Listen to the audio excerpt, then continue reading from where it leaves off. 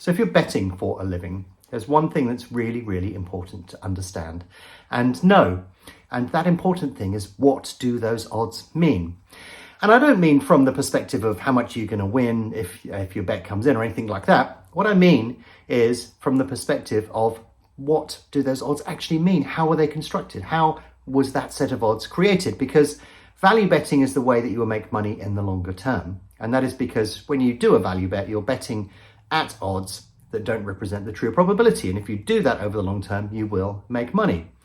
So in this video, what we're going to do is we're going to actually look at a set of odds, completely understand exactly what they mean. And we're going to be doing that on a tennis match at Wimbledon. So let's look at a tennis match. And if we look at this tennis match, we can see that the favourite is Alexander Zverev.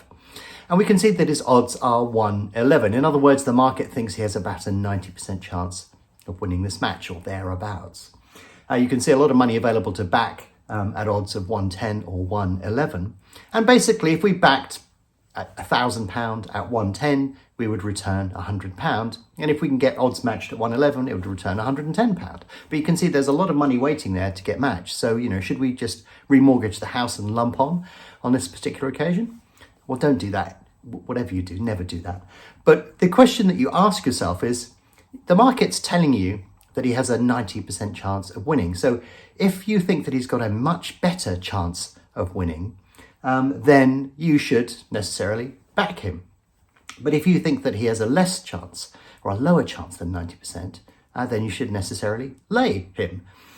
And, when we back, we're basically betting on something to happen. And when we lay, we're betting on something not to happen. So you should take either side of that coin.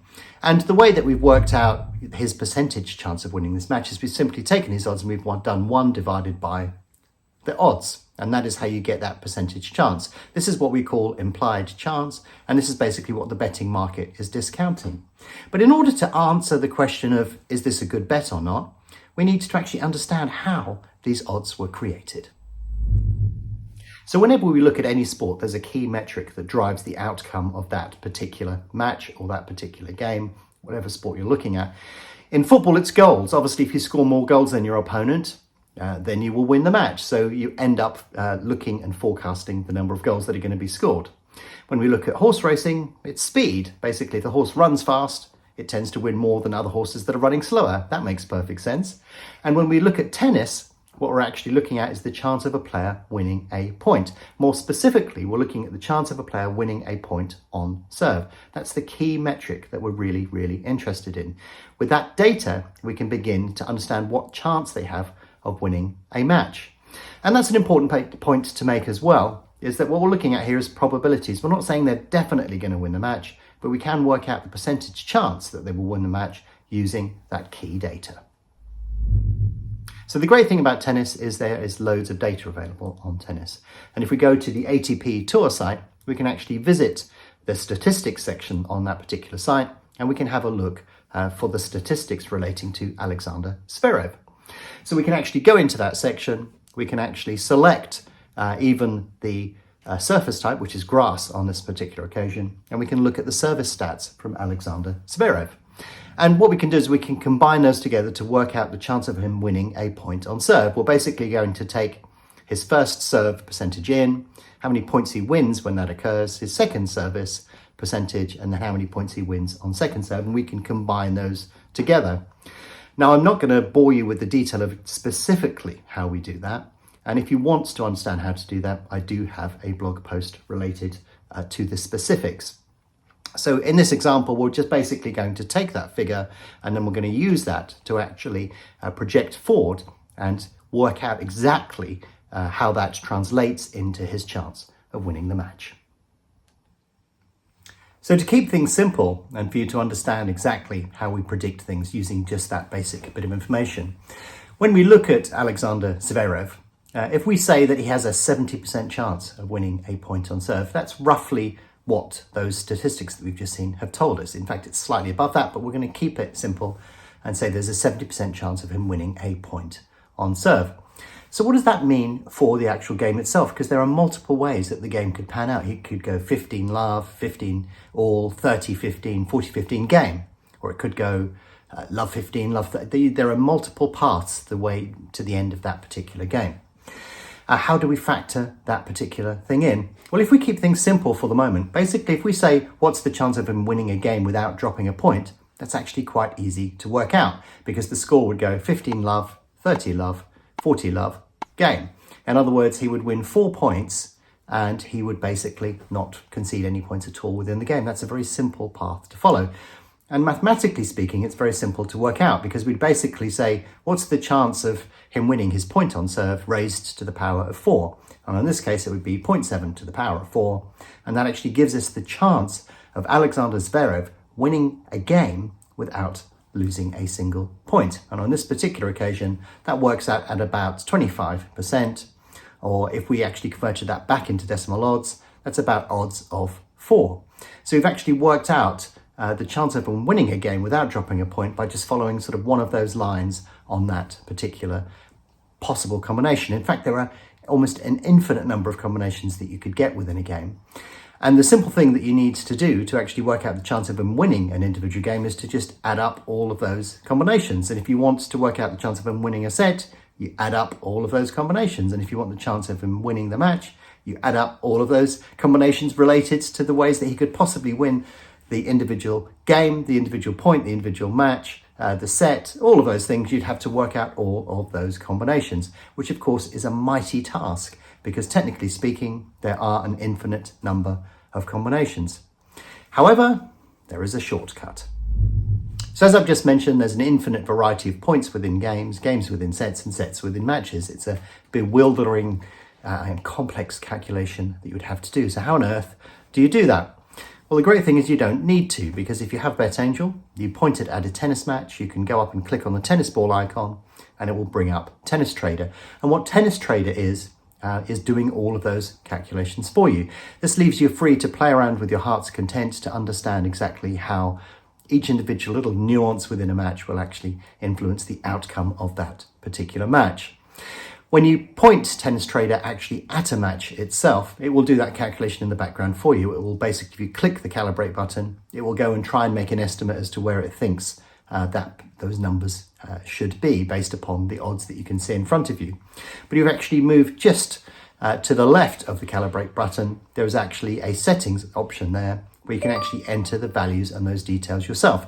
So it's perfectly possible for you to actually be able to enter in different details for each of the individual players, press the calibrate button, and it will actually display how that affects the outcome of the match. It will give you the exact probabilities. It will tell you the probability of winning a game, probability of winning a set, and the probability of winning the match. You don't need to do any of the complicated stuff.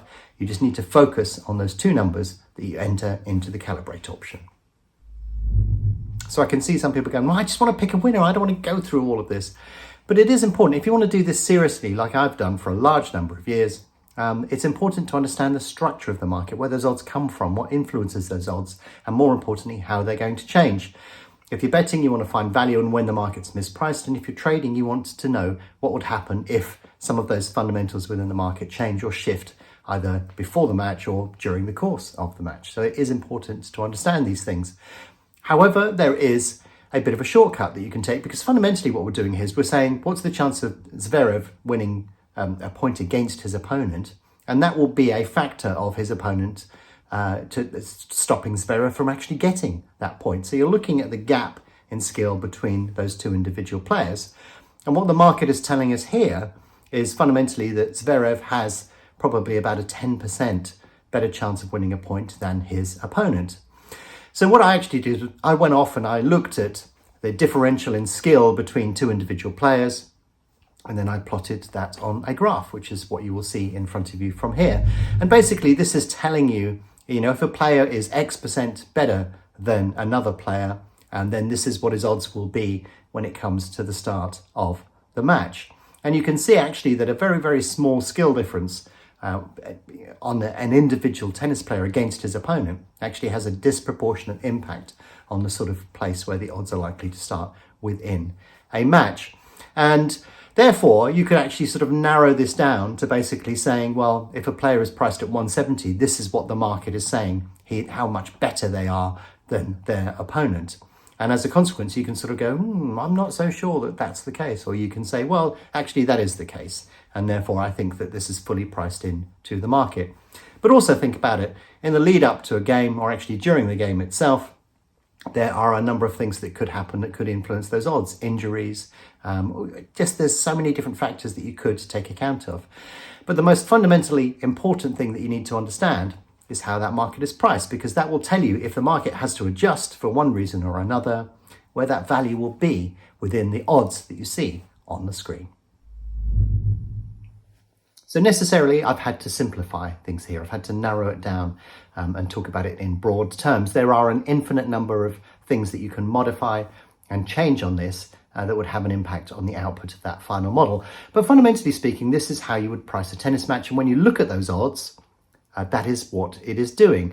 And we can use that to our advantage because we can look at a market, we can basically look it up on that chart that I showed you, and that tells us what the market is pricing in skill differential between the two players. And if you disagree with that, you can actually act on that. And part of the skill is putting those numbers in the first place. So I've given you an introduction to doing that, but you could actually vary and change that as much as you like and start to come up with interesting angles on it. That's over to you to do that.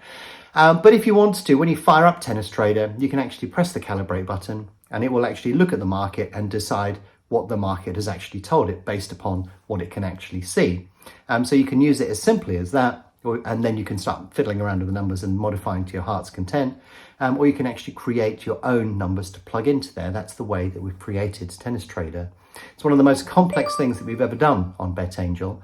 And if you want to get the best value from it, fundamentally, that's the way to do it. If you want to learn how to price a tennis match, that's the way that the professionals do it. And within BetAngel, you actually have a tool where you can play around with all of those things to your heart's content and actually learn how that influences the outcome of an individual game, a set, or a match. And that is the way that you would predict a winner of a tennis match.